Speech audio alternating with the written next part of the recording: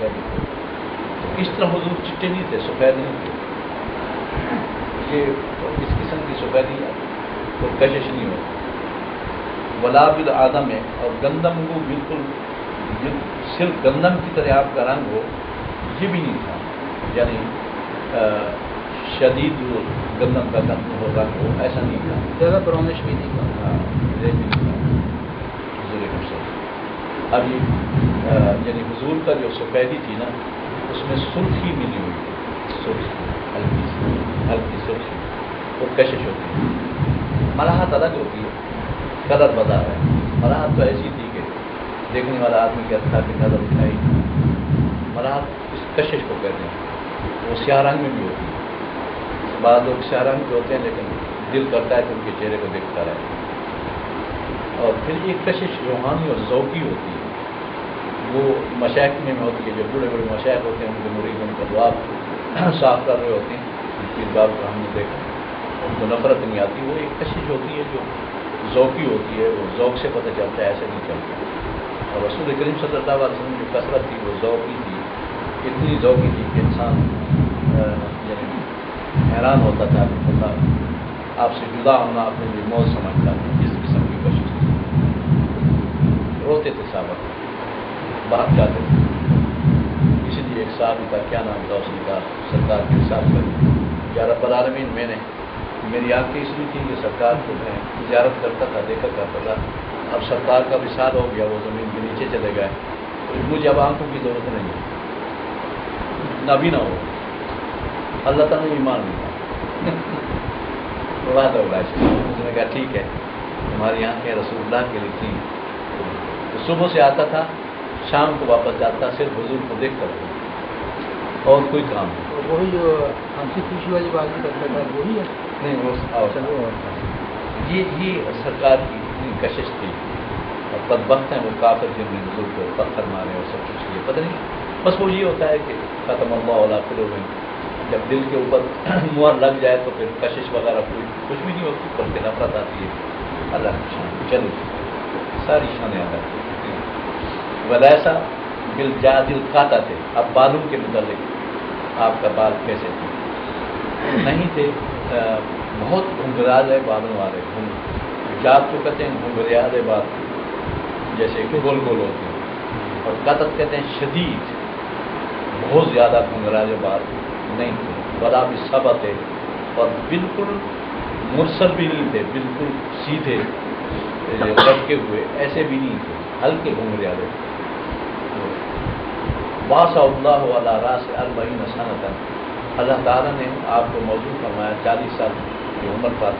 فاقام بمکہ تھا 10 سنین، آپ قائم رہے مکہ کے اندر. قیام رہا آپ کا 10 سال تک. اب یہ سوال ہے کہ حضور کا قیام مکہ میں 13 سال رہا، یہاں 10 سال کیوں؟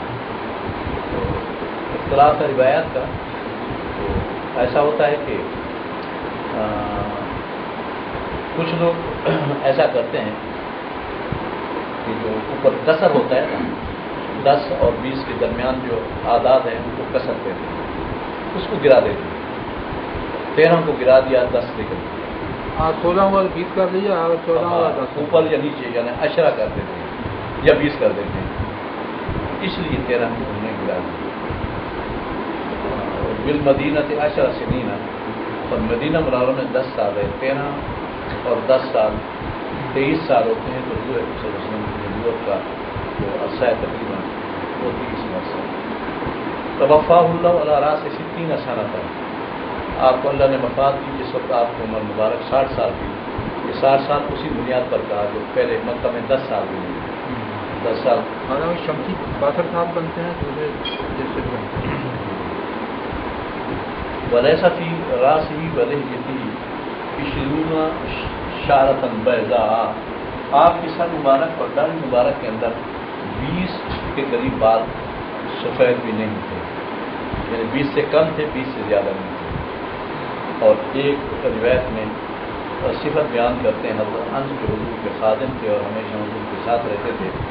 وہ یہ کہتے تھے کہ کارا خان اور ربا من القوم، حضور کریم صلی اللہ علیہ وسلم ربع تھے. ربا کہتے ہیں نہ طویل اور نہ کثیر. پہلے آدمی کا ہے کہ وہ ربا مربع قسم کے جو دکھ رہا ہے کہ وہی ربا کا معنی قوم سے ربا یعنی مربوط تھے طویل اور کثیر کے درمیان درمیانہ کرتا اس لیے آگے فرمایا لیسا بالطویل ولا بالقصیر اظہر اللون آپ کا جو لون مبارک تھا وہ اظہر تھا. یہ کہتے ہیں کہ اظہر کا معنی ہوتا ہے لون چمکنے والا حسین طرح کا آپ کا حسین طرح. وکالت مانا شار و رسول صلی اللہ علیہ وسلم انصاف روزنے ہیں.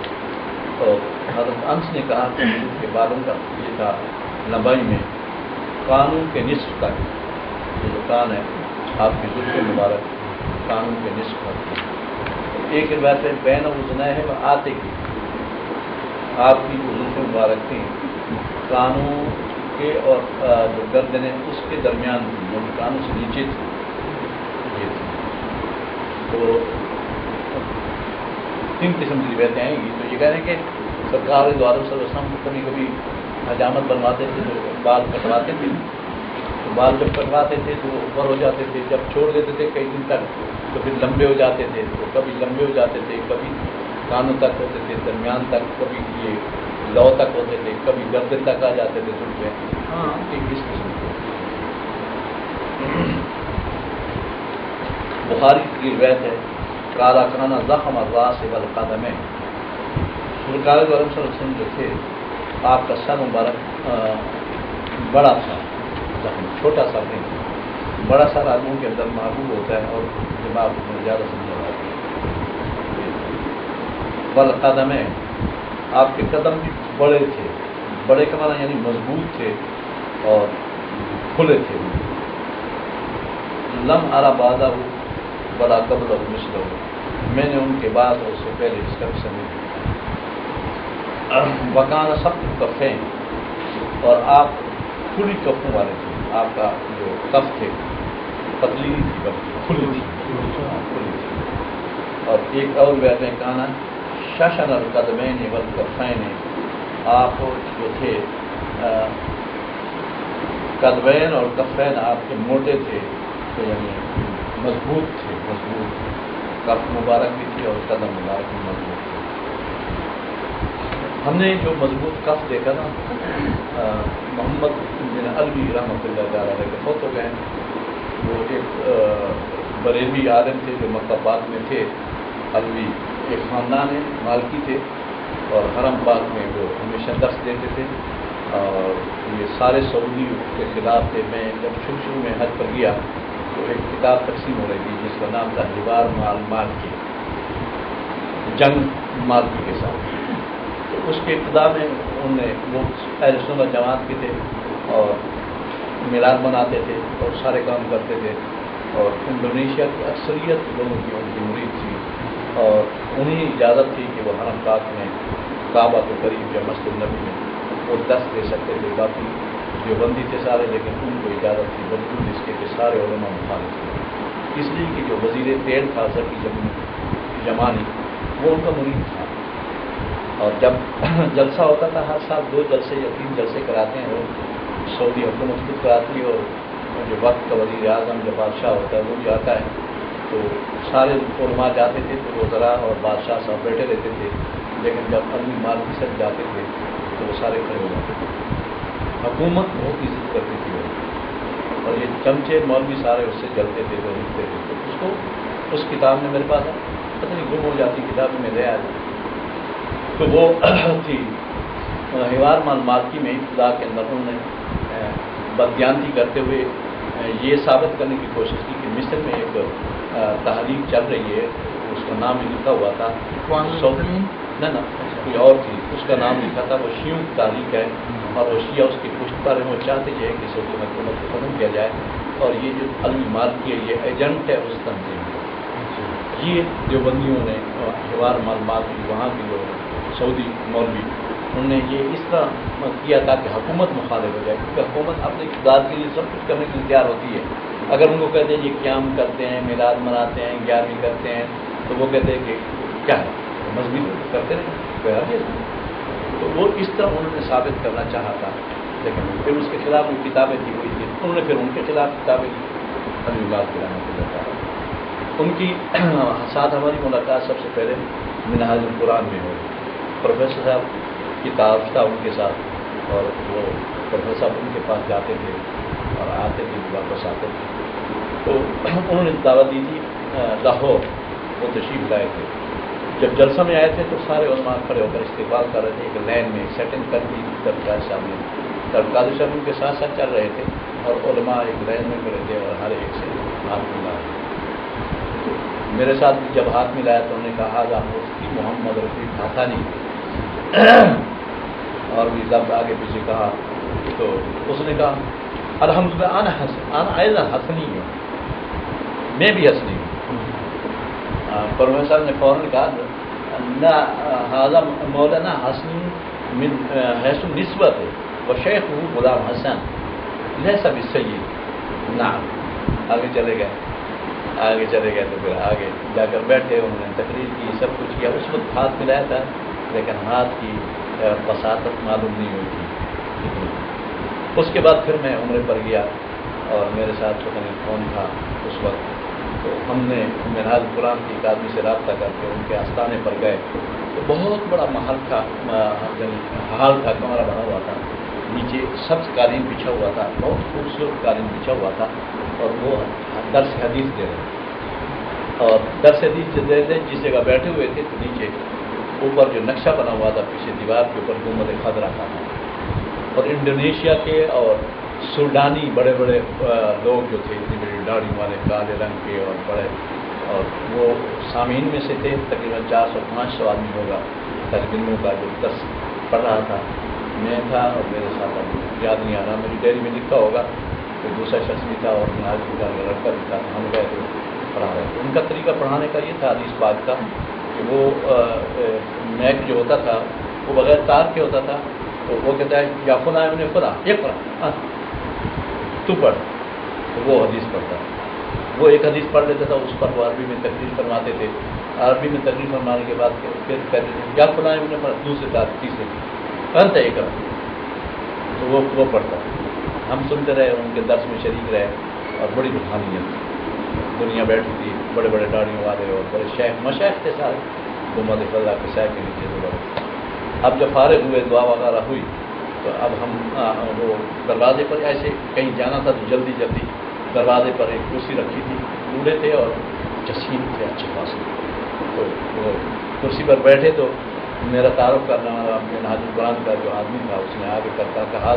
مفتی محمد رفیع حسنی جا من پاکستان، فوراً کہا عارف عارف عارف، اشارہ کیا اس کو، ہاں میں جان گیا، دیکھ لیا تھا، تو اشارہ کیا کسی آدمی کو کتابوں کے، ان کی جو لکھی ہوئی کتابیں تھیں اتنی بڑی، 2 تھیلے تھے، وہ بھر کے لے آئے، اور میں یقیناً ایک کرامت سمجھتا ہوں ان کی کہ مجھے اس عمرے میں پیسے میرے پاس نہیں تھے، کم از کم مجھے 1500 ریال کی ضرورت تھی، اور میں بڑا پریشان تھا، میں نے کہا کیا کروں گا، کچھ بھی نہیں تھا، تو اب مجھے عربی میں کہا کہ مجھے بہت جلدی جانا ہے کہیں، بہت بڑی کار دروازے پر کھڑی تھی، یعنی جیسے بادشاہوں کی کاریں ہوتی ہیں ایسی کار دروازے پر کھڑی ہوئی تھی، لینے والے آئے ہوئے تھے، اور مجھے جیب میں ہاتھ ڈالا، لفافہ دیا، وہ ہاتھ ڈالا، اس وقت پتہ چلا کہ یہ شیر کا پنجہ ہوتا ہے۔ یہاں امام نبی کی بات ہے، یہاں آیا تھا میں اور اشرف جو ہے نا صاحب، ان کو ٹیلیفون دے کے آئے تھے، اور اس لفافہ کا میں نے کرا 1500 روپئے، اور پھر ایک کاغذ مجھے دیا سند کی خلافت کی کہ آپ ہمارے خلیفہ ہیں، پتہ نہیں وہ کہاں گئے سند۔ اب یہ لوگ اس قسم کی چیزیں محفوظ رکھتے ہیں اور پھر بیان بھی کرتے ہیں، لیکن آج میں اتفاق کر کے آپ کو بیان کر رہا ہوں، انہوں نے مجھے یعنی تحریری طور پر جو سند چھپی ہوئی تھی خلافت کی مریدی کی اجازت کی بیعت کی وہ بھی دی، اور میں نے کہا دعا کی اور فون چلے گئے، پھر ان کے ساتھ ملاقات نہیں ہوئی، اور اب ان کا وصال ہو گیا۔ اب ان کے جو ہاتھ کر سکتے ہیں نا، وہ جو ہاتھ تھا نا ان کا، اس سے میں اندازہ کر رہا ہوں کہ سرکار دو عالم صلی اللہ علیہ وسلم کانا سبط الکفین، اور مولانا عبدالصاحب نیازی وہ بیان کرتے تھے قائد اعظم کے ہاتھ بھی ایسے تھے، وہ کہتے تھے کہ ہم تو لڑکے تھے کہ قید اعظم نے جب میرے ہاتھ میں ہاتھ دیا اور پکڑا تو ایسے لگا جیسے شیر کا بن جائے. اس نے کہا بیٹے پاکستان بنانا ہے, بیٹے پاکستان بنانا ہے. تحریک پاکستان چل رہی تھی تو وہ مولانا عبدالستار نیازی جو بیان کرتے تھے وہ مجھے یاد ہے. اور لکھا کہ ایسا مضبوط جسم تھا قید اعظم کا کہ انسان حیران ہو جاتا ہے کہ جب میرے ہاتھ میں ہاتھ دیا اور پنجہ دیکھنا مریض نہ. حالانکہ عبدالستار نیازی بھی بہت مضبوط اعصاب کے تھے, میاں والی کے تھے اور بہت اداکار کا اور دنیا دیکھنے آتی تھی, بڑی خوبصورت انسان تھے. لیکن وہ بھی قید اعظم کی گرفت کو کہہ رہے ہیں کہ ایسے لگا جیسے شیر نے مجھے پکڑ لیا ہے, ایسے ہاتھ میں پکڑ. تو اس سے پتہ چلتا ہے جتنے صاحب استعداد لوگ ہوتے ہیں, چاہے وہ دنیا کی استعداد ہو جیسے سائنسدان ہیں, یا یہ ہے کہ آخرت کی استعداد ہو جیسے اولیاء کرام ہیں, ان کی باڈی بھی مضبوط ہوتی ہے, جسم مضبوط ہوتی ہے. سمجھا کہ نہیں؟ اس لیے کچھ کھایا پیا کرو, باڈی مضبوط کرو اس نیت سے تاکہ انسان دودھ پیو, مضبوط آدمی کچھ کر سکتا ہے, فروٹ کھاؤ اور ورزش کرو, اور اس نیت سے کرو کہ ہماری باڈی مضبوط ہو جائے. بیٹوں کو بھی مضبوط کرو. مفت آپ معمول سے اپنے بیٹوں کو مضبوط کیا, لوہے کی طرح ہے آپ, لیکن تحت ملے ایسا ہی دے دیں. میرے بچے جو ناشتہ کرتے تھے, آپ نے ایک دن دیکھا تو میرے بچوں کا ناشتہ کیا پاکے ڈبر روٹی اور سریز, ابھی یہ سریز کا ابھی تک کھاتے ہیں. اس سے بندہ جو ہے نا زندہ تو رہتا ہے لیکن متحرک نہیں ہو سکتا, تھوڑے دن کے بعد مر بھی جاتا ہے. اب اعصاب بھی کمزور ہے. میں نے دیکھا حفظ محمود نے مفتی صاحب, میں تو غریب آدمی ہوں, میں بغیر انڈے کے اپنے بیٹوں کو ناشتہ نہیں دیتا. ابھی مضبوط نہیں بنیں گے تو پھر کیا ہوگا یار, آپ نے تو مار دیا بچوں کو, یہ تو کمزور پیدا ہوں گے اور کمزور رہیں گے ساری زندگی. میں نے کہا جی ان کی ماں کا حساب میرے پاس تو جو چاہیں وہ کریں, لیکن وہ ماں ان کی کسی پہ کرتی ہے. یہ حفظ محمود صاحب, ان کی بیٹی نے دیکھیں کبھی طاہر صاحب ملائے, ہم نے تو ملایا ہے اس کے جسم کو, کبھی اس کو گلے لگائے, ایسے لگے گا کہ لوہے کا جنگلہ ہے. آپ سے آپ سب خود ایسے تھے, بالکل اسی طرح آپ سب اتنا مضبوط تھے. یہ جو پول ہوتے ہیں بجلی کے, ان کو ایک ہاتھ سے اٹھا دیتے تھے, سیدھا کر دیتے. بجلی کے محکمے میں تھے, اتنی پاور اور طاقت. ایک تو ہوتا ہے ویسے موٹاپا نہیں, ٹھوس جسم. اور ان کے ہاتھ میں بھی ہم نے ہاتھ دیا, لیکن ان کے ہاتھ میں جب ہاتھ دیا تو ان نے کچھ چھین لیا ہم سے, پتہ نہیں کیا چھینا. بیٹھتے مذاق کر رہے تھے, اپنے سامنے بیٹھے ہوتے, درمیان میں چھوٹا سا ٹیبل رکھا تھا, چائے وائے پی اور گفتگو کر رہے تھے. ہم بے تکلف تھے آپ جی اور میں ان کے گھر کے اندر, دفتر کے اندر. تو میرے ہاتھ پر یوں خوشی سے مارتے ہیں نا دوسرے کے ہاتھ پر ہاتھ انسان, تو یوں مارا ہاتھ, میرا ہاتھ نیچے تھا, ان کا اوپر تھا, یوں آیا ہاتھ. تو ایسے لگا جیسے میری جسم سے ایک بجلی کی طرح کوئی چیز کرتی چل. اب اس نیچے یہ جو سید غلام رسول شاہ صاحب ہیں, ان کے بڑے نیک آدمی ہیں, وہ کہتے تھے مفتی, میں نے کہا حفظ جی کے ساتھ پاس کیوں نہیں جاتے, تو وہ کہتے تھے کہ مفتی صاحب وہ جو کچھ پہلے موجود ہو کسی کے پاس وہ چھین لیتے ہیں. میں نہیں جانتا, پتہ نہیں وہ چھین لیا, جب پتہ نہیں کیا چھینا تھا, جانتا ہے علماء. یہ روحانی چیزیں آپ کو بتا دیں, یہ صرف اس بات پر تاکہ تاریخ کا حصہ بن جائے اور تمہیں یاد رہیں. اور کانا ستر کفین, حضور اکرم صلی اللہ علیہ وسلم کے جو کف مبارک تھے, باوجود اس کے کہ آگے آ رہے ہم ریشم سے نرم تھے, ریشم سے نرم تھے اور کافور سے ٹھنڈے تھے, لیکن مضبوط اتنے تھے کہ پکڑتے تھے کسی کو تو ایسا لگتا تھا کہ کسی نے پکڑا ہے. ایسے نہیں تھے جیسے کہ ہلکے. چلو کانا شکر کرنا. حضرت برا رضی اللہ عنہ کان رسول مرموعا, آپ مربع تھے. مربع سے مراد بھائی طول زیادہ تھا, یہ نہیں تھا کہ بھائی عرض اور طول برابر تھا. مرموع کا معنی یہ ہوتا ہے کہ لا طویل لا قصیر, متوازن. گویا تھا ماں من کبین, آپ کے جو کندھے مبارک تھے ان کے درمیان فاصلہ کافی تھا. لہو شعر, آپ کے بال بالا شومہ توزنا ہے. آپ کے کانوں کی یہ جو اس کو کیا کہتے ہیں لو, کانوں کی لو تک یہ کن پٹی ہوتی ہے, یہ لو ہوتی ہے, کانوں کی لو جو نیچے کا حصہ ہے یہاں تک آپ کے بات پہنچے تو رہے تو پھر حلت نہ مرا.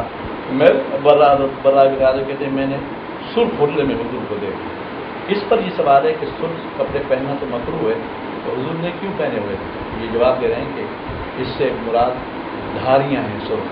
سرکار پیور سرخ نہیں پہنتے تھے, کبھی کبھی وہ جو کپڑا سفید ہوتا ہے اس کا تل یعنی متن جو ہوتا ہے وہ سفید ہوتا ہے، اس میں سرخ لینے ہوتی ہیں، سرخ لینے والا کپڑا آپ نے پہنا ہوا تھا. حضرت برا کہتے ہیں لم آرا شین تک تو احسن من ہو، میں نے آپ سے زیادہ حسین کبھی نہیں دیکھا. لم تطر تطلعین ہے. مسلم کی روایت ہے مارا ہے تو لمت احسن فی غلت ہمارا، میں نے نہیں دیکھا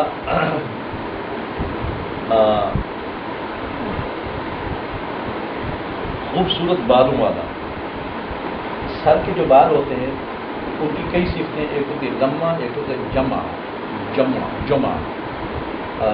علم یہ لمہ جو ہے نا علمت سے ہے اترنے والے. علمہ یلمو علمان کا معنی ہوتا ہے نازل اور اترنے والے.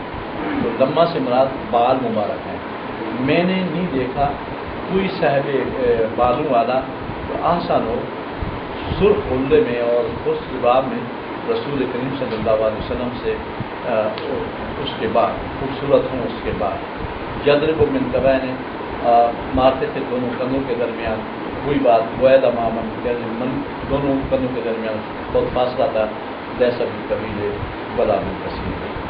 سماک ابن حر جابر ابن سمرہ سے روایت کرتے ہیں کان رسول اللہ صلی اللہ علیہ وسلم غلی الفم میں، حضور کریم صلی اللہ علیہ وسلم کھلے منہ والے تھے. اب یہ جو ہونٹ مبارک ہیں آپ کے اور منہ ہے، کچھ لوگ ہوتے ہیں ان کا بالکل گول ہوتا ہے، کچھ ایسے ہوتے ہیں ان کا بہت کھلا ہوتا ہے. لیکن سرکار دو عالم صلی اللہ علیہ وسلم کا بالکل گول بھی نہیں تھا چھوٹا سا، اور اس طرح بھی نہیں تھا کہ بالکل کھلا ہو جو اس رخسات اور اس رخسات جائے بلکہ درمیانے قسم کا تھا. اس کو کہتے ہیں ذلیل فم. اشکل العینین، اور حضور کریم صلی اللہ علیہ وسلم اشکل العینین تھے، یعنی آپ کا جو آنکھیں تھی وہ سرمائی تھیں. آگے کو تصویر آ رہی ہے منحوش العاقبین، اور آپ منحوش العاقبین تھے. ایڑیاں آپ کی منحوش تھی، آنکھیں آپ کی اشکل تھی. فم آپ کا ذلیل تھا. قیل علیہ سماعت نے حرف سے کہا گیا ما ذلیل فم، بھائی اس معنی تو سمجھاؤ، ایسے ایسے باریک لفظ بول رہے حضور کی محبت میں. سب سے بہترین تعریف جن لفظوں سے کی ہے معبد میں حضور علیہ الصلوۃ والسلام کی، وہ کسی صحابی نے نہیں. ایسی بلاغت کے ساتھ اس میں مشکل ہے، شاید تاریخی کتابوں میں ہے، میں نے اپنی کتاب میں لکھا ہے تھوڑا سا، لیکن کمال کر دیا اس نے. اپنے شوہر کو بتایا.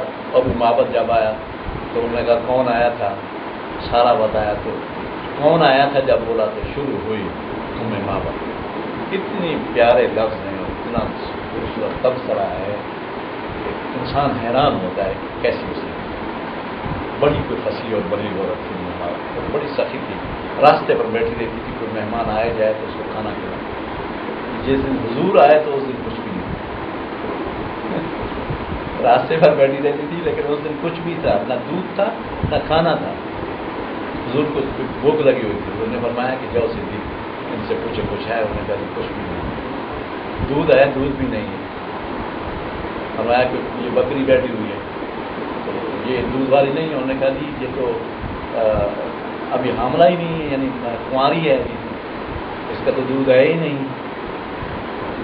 حضور نے فرمایا صدیق ان کو یہ کہو کہ اگر کسی بکری سے ہم دودھ نکال لیں تو اجازت ہے ہمیں معاملہ 100 بسم اللہ.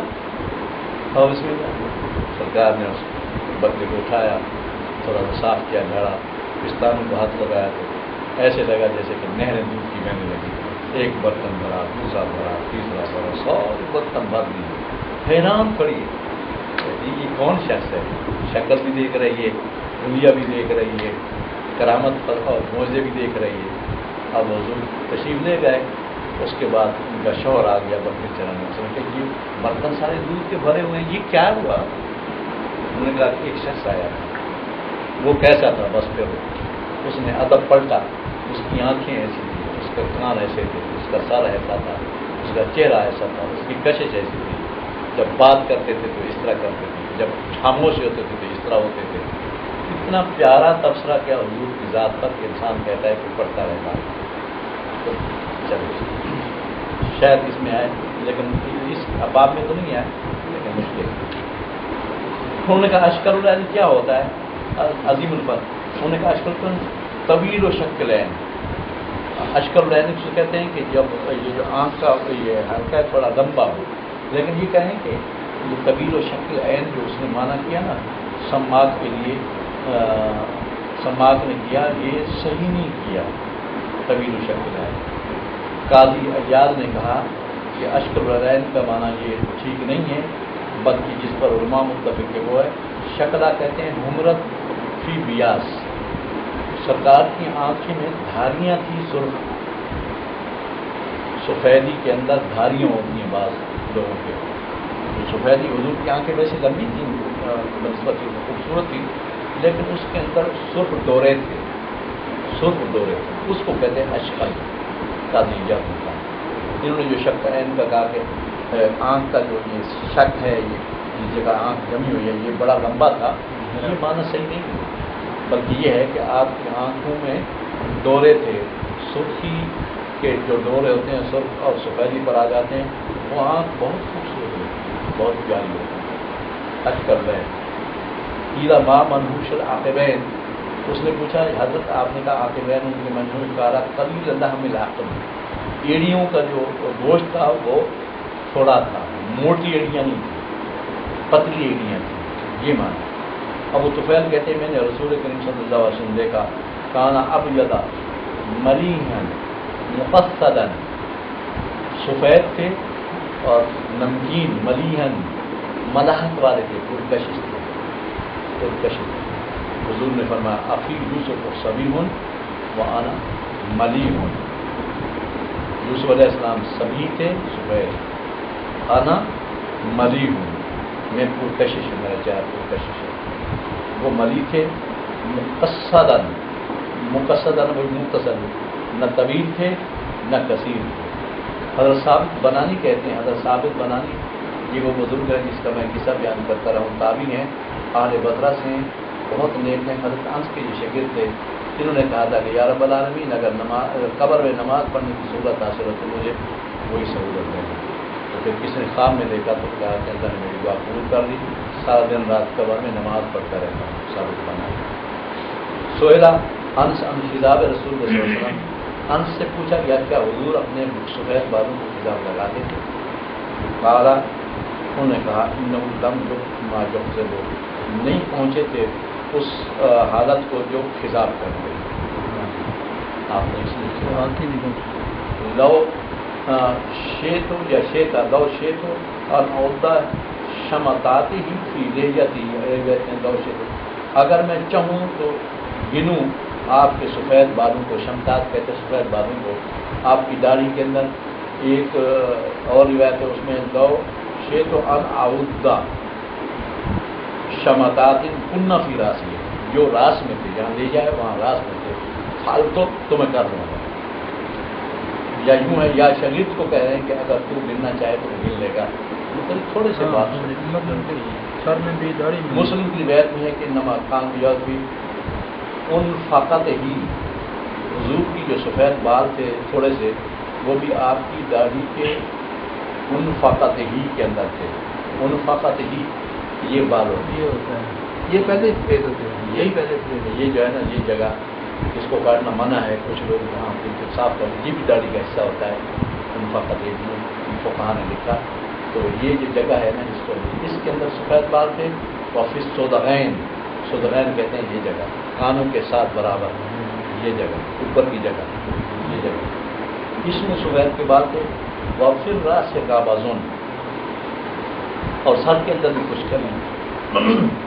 حضرت انس کہتے ہیں کان رسول اللہ اظہر اللون، روشن لون والے تھے، کان لؤلؤ، آپ کا جو پسینہ مبارک تھا وہ ایسے تھا جیسے موتی ہو۔ ایک تو تعریف ہوتی ہے پیار کی وجہ سے، وہ نہیں ہے، ایک ہوتی ہے نفس العمری تعریف، یہ نفس العمری ہے، پیار تو اپنی جگہ، نفس العمر میں ایسے تھا سرکار، اذا مشا تکفا، جب چلتے تھے تو ایسے تھے جیسے نیچے اتر رہا بندہ، تکفا تکفش۔ وما مسست دیباجتن، حضرت انس کہتے ہیں نی میں نے چھوا کسی ریشم کے، دیباجہ ایک ریشم کا کپڑا ہوتا ہے، ولا حریرن، اور نہ کسی حریر کو میں نے چھوا جو نرم ہو من کف رسول اللہ سرکار کی کف مبارک سے نرم نہیں تھا اتنا. ولا شمم تو مسکن ولا امبرتن اطیب من رایت النبی صلی اللہ علیہ وسلم، اور میں نے نہیں سونگی کوئی مشک اور کستوری، اور نہ میں کہ امبر سونگا جو زیادہ پاکیزہ اور خوشبو دینے، اطیب یہاں خوشبو دینے والا، زیادہ خوشبو دینے والا ہو نبی کریم صلی اللہ علیہ وسلم سے خوشبو سے. حضرت علی کہتے ہیں جب حضور اکرم صلی اللہ علیہ وسلم کو غسل دیا گیا، وصال کا غسل کے بعد جیسے کہ حکم ہے میت کو ایک دفعہ اٹھاؤ بٹھاؤ اور پھر لٹاؤ. آپ جب میت کو اٹھا کے لٹاؤ گے تو ہو سکتا ہے اس کے پاخانے کی جگہ سے کوئی نجاست نکلے تو اس کو دوبارہ دھو لو. غسل کی اعادے کی ضرورت نہیں ہے لیکن اس کو صاف کر. تو حضرت علی کہتے ہیں کہ میں نے حضور اکرم صلی اللہ علیہ وسلم کو اٹھایا بٹھایا پھر لٹایا اور استنجے کی جگہ کو دیکھا تو حضور کی کوئی چیز بھی نہیں تھی بلکہ خوشبو آ تھی.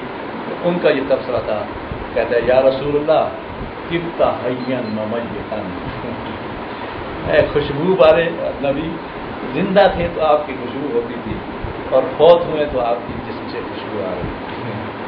سرکار والے یعنی اللہ کا ایک معجزہ تھا.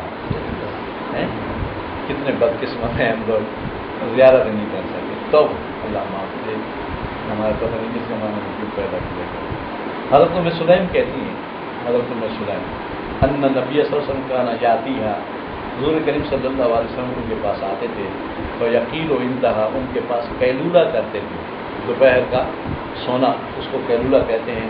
فتب سے تو نتان بچھاتی تھی وہ چمڑے کا چادر، نتان چمڑے کی چادر نیچے ہوتی ہے وہ بچھاتی تھی.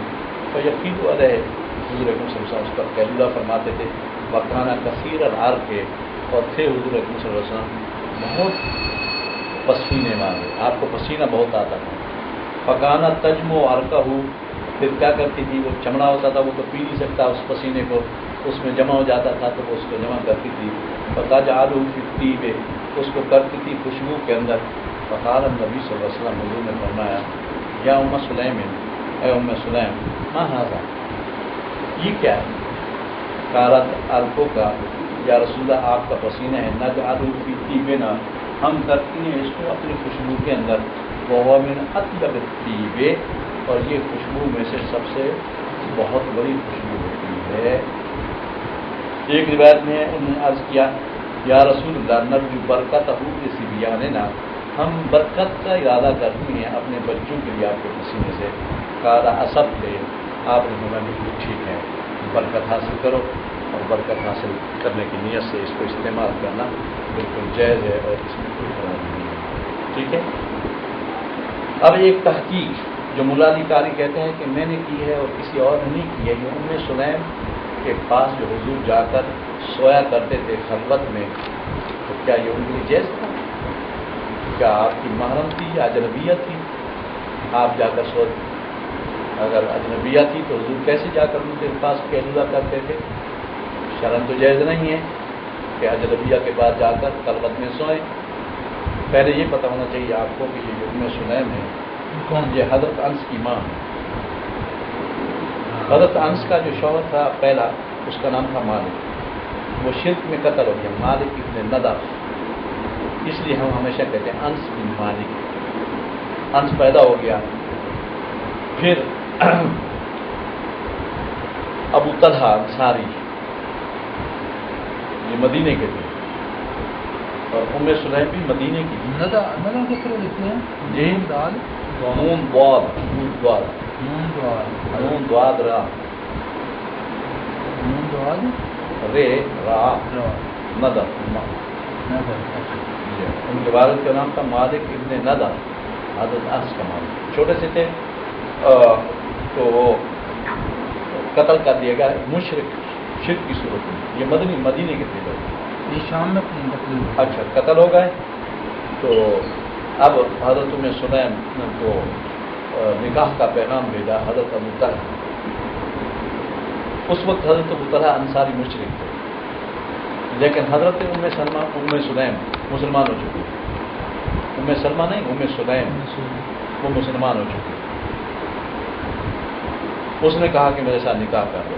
تو آپ نے فرمایا، حضرت سلیم نے کہا کہ میں نکاح کر دیتی ہوں آپ سے، لیکن صرف میرا مہر جو ہوگا یہ ہے کہ تم مسلمان ہو. میں آپ سے کوئی مہر نہیں لینا چاہتی، پیسے نہیں دینا. اس وقت مہر ضروری ہوتا تھا. میں مہر نہیں لوں گی لیکن مسلمان ہو جائے. تو حضرت ابو طلحہ نے کہا ٹھیک ہے. وہ مسلمان ہو گئے اور آپ پھر حضرت ابو طلحہ کی بیوی بن گئیں. یہ تھی حضرت سلیم کا تعارف. اور یہ مدینے میں رہتی تھی. جب بھی کھانا بناتی تھی کچھ نہ کچھ حصہ حضرت انس کو دیتی، حضور کو دے کر آتے تھے. حضور کے پاس پہنچ جاتی تھی. سرکار کے پاس بہت آتے تھے، حتیٰ کہ دوپہر کر کے آپ فرماتے تھے بہت محبت کرتے تھے حضور صلی اللہ علیہ وسلم کے ساتھ. یہ حضرت انس 8 سال کے تھے اور جا کر کہا یا رسول اللہ یہ آپ کا خادم ہے، یہ آپ کے پاس رہے گا، میں آپ کو خدمت کے لیے ہبہ کرتی ہوں. تو حضرت انس 8 سال سے آخر عمر تک حضور کریم صلی اللہ علیہ وسلم کی خدمت کرتے رہے. اب سوال وہی پیدا ہوا کہ سلیم کیا تھی. تو یہ کہہ لیں کہ یہ جو رضا کی وجہ سے حضرت سلیم سرکار دو عالم صلی اللہ علیہ وسلم کی محرم مند تھی. محرم مند 2 عورتیں تھیں، ایک حرام اور ایک سلیم. یہ دونوں جو تھیں حضور کی محرم تھی. یہ لکھتے ہیں کہ دیکھیں حضرت یہ لکھ رہے ہیں کہ تحقیق یہ ہے کہ حضرت عبداللہ یہ مدینے میں پیدا ہوئے حضور کے والد. حضرت عبداللہ مدینے میں پیدا ہوئے تھے کیونکہ حضرت عبد المطلب نے مدینے میں ایک شادی کی تھی، سلمہ نام کی ایک لڑکی کے ساتھ. تو اس سے حضرت عبداللہ پیدا ہوئے. ولد بالمدینہ. یہ لکھ رہے ہیں کہ حضرت عبد المطلب نے اپنے باپ ہاشم کو چھوڑ دیا تھا اور مدینے میں آ کر بنی نجار میں حضور کے ماموں زاد ہیں یہ بنی نجار آ کر انہیں شادی کی تھی. جب شادی کی تھی سلیم اور حرام یہ دونوں بہنیں تھیں. ملحان، یہ ملحان ان کا باپ کا نام تھا. یہ دونوں بیٹیاں تھیں اس کی اور یہ بنی نجار کی عورتیں تھیں. تو اب پوری وضاحت نہیں ہے لیکن یہ ہے کہ ان 2 بچیوں نے اور حضور کریم صلی اللہ علیہ وسلم کے والد حضرت عبداللہ نے کہیں ایک عورت کا دودھ پیا. یا تو انہوں نے حضرت عبداللہ کی ماں کا دودھ پیا یا یہ ہے کہ حضرت عبداللہ نے ان کی ماں کا دودھ پیا یا کسی اجنبیہ کا دودھ پیا، جس کی وجہ سے دودھ کی وجہ سے وہ حضور کی پھوپھیاں بنتی ہیں. باپ کی بہنیں پھوپھیاں ہوتی ہیں نا. تو پھوپھی کون ہوتی ہے؟ محرم ہوتی ہے کہ نہیں؟ تو رضا کی وجہ سے یہ محرم، رضا دودھ پلانے کو کہتے ہیں. رضا کی وجہ سے یہ بہنیں تھیں حضرت عبداللہ کی. اور پھر حضور کی پھوپھیاں لگتی تھی. تو حضور اجنبیہ کے پاس جا کر خیراللہ نہیں فرماتے تھے بلکہ اپنی پھوپھی کے پاس جا کر خیراللہ فرماتے تھے. اور وہ محبت بھی کرتی تھی، آپ کے پسینے کو جمع بھی کرتی تھی اور دلہنوں پہ بھیجا کرتی تھی. اور مشہور تھا آپ کا گھر. لوگ جب اپنی بچی کی شادی کرتے تھے تو فوراً جاتے تھے سلیم کے پاس. سلیم ہمیں تھوڑی سی خوشبو چاہیے، وہ دیتی تھی اور وہ دلہن استعمال کرتی تھی. سب خوشبوؤں سے فائق خوشبو ہوتی تھی. ایک صحابی تھا نا، اس کی ماں کا نام میں بیان کرتا رہتا ہوں. وہ بڑی شادیاں کرتا تھا تو اس کے جسم سے خوشبو آتی تھی. شادیاں اس نے کی، 4تھی شادی کی پتہ نہیں کہ کون سی. تو جو دلہن تھی وہ بھی بہت خوشبو استعمال کرتی تھی. تو جب اپنے شوہر کے پاس آئی تو وہ اس کی جو خوشبو تھی بڑی فائق تھی. تو وہ چھپے چھپے اس نے بڑے بڑے لوگوں سے رابطے کیے کہ اچھی سے اچھی خوشبو لاؤ، شام سے ادھر کرتے اچھی سے اچھی مہنگی سے مہنگی خوشبو لاتے تھے، خوشبو لگاتی تھی. لیکن شوہر کی خوشبو اس پر غالب آ رہا. پوچھ نہیں سکتی تھی لوگ کی وجہ سے، جب ایسے نہیں پوچھتی تھی. ایک دن اس نے کہا کہ شوہر سے کہا، مجھے نام بھولا ہوا ہے، کسی کتاب میں شاید یہ بات میں نے لکھا بھی ہے.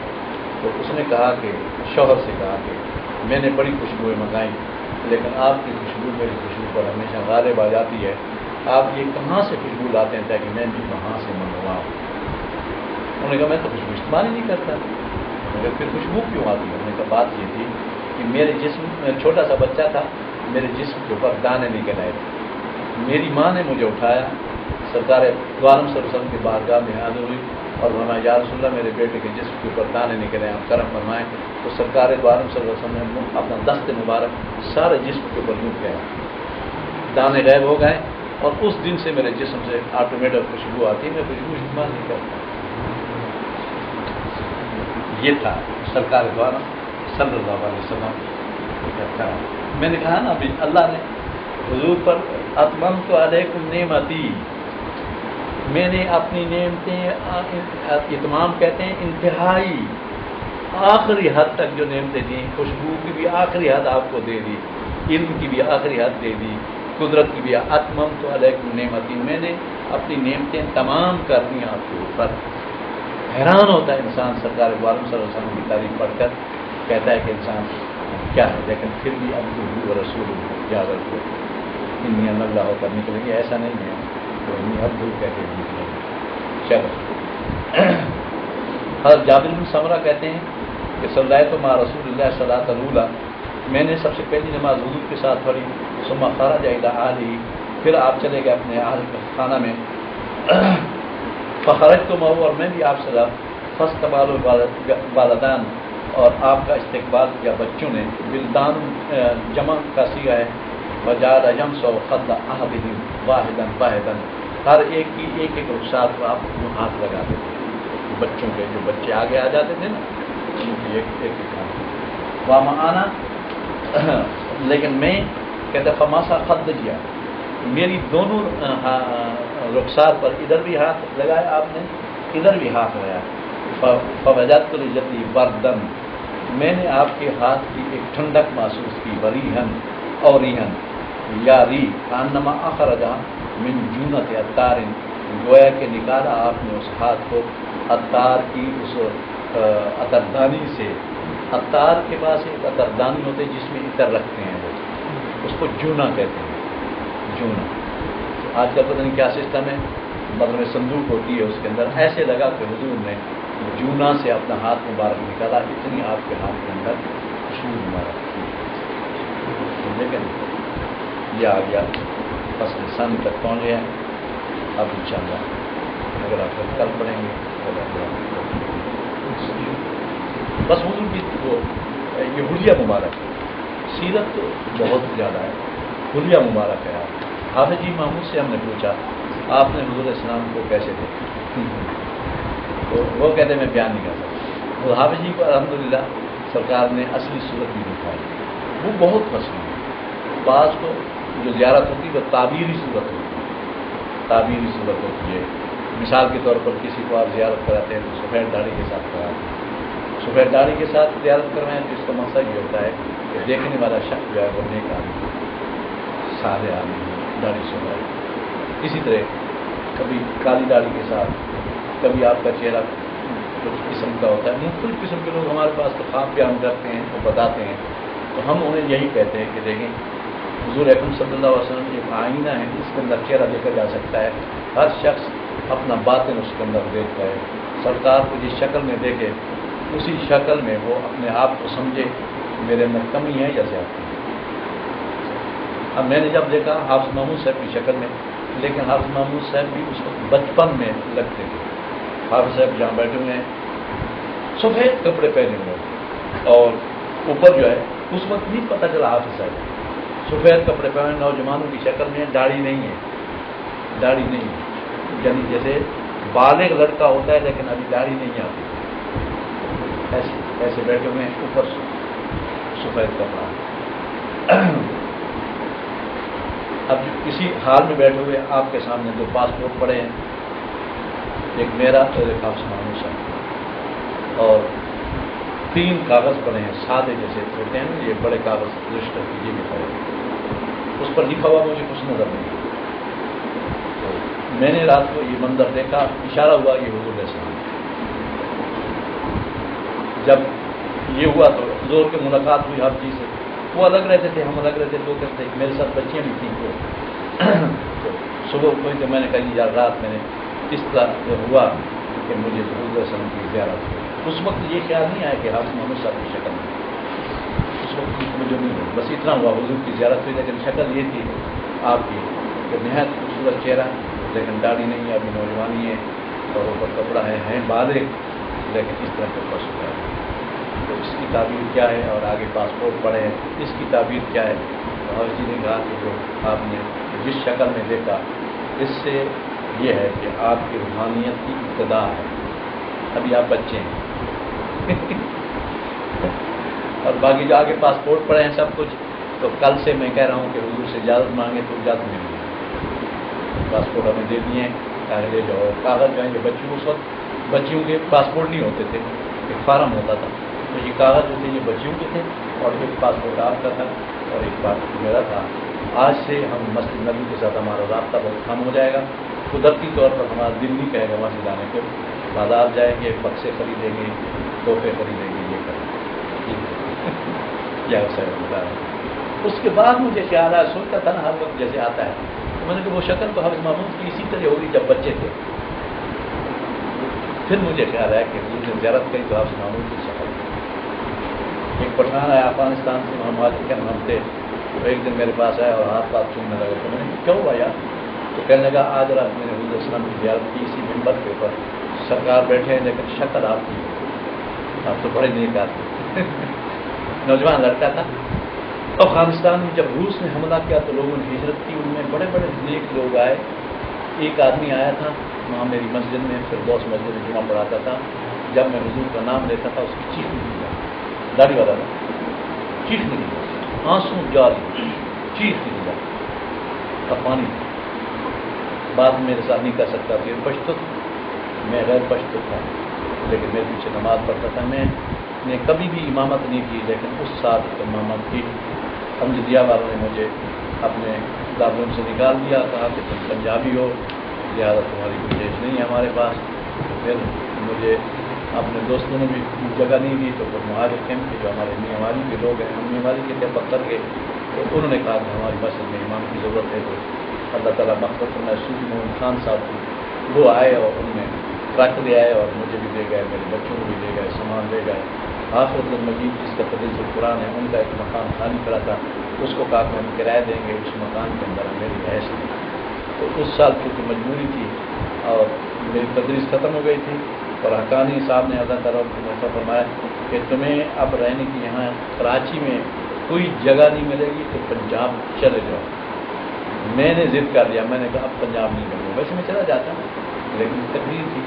ایک حاجی بشیر، سید بشیر علی صاحب تھے، بڑے نیک آدمی اور شیخ تھے، میری بڑی خدمت کرتے تھے. ان کے پاس میں گیا، میں نے کہا کہ اب مجھے مکان بھی نہیں مل رہا، بچے بھی میرے ساتھ ہیں، مدرسے والوں کا فوراً نکل جاؤ اس سے پہلے کہ عید رمضان کو جواب دیا اور کہا کہ عید سے پہلے دفعہ ہو جاؤ یہاں سے. روزانہ ایک آدمی آتا تھا، نکل جاؤ ورنہ ہم کارروائی کریں گے، نکل جاؤ.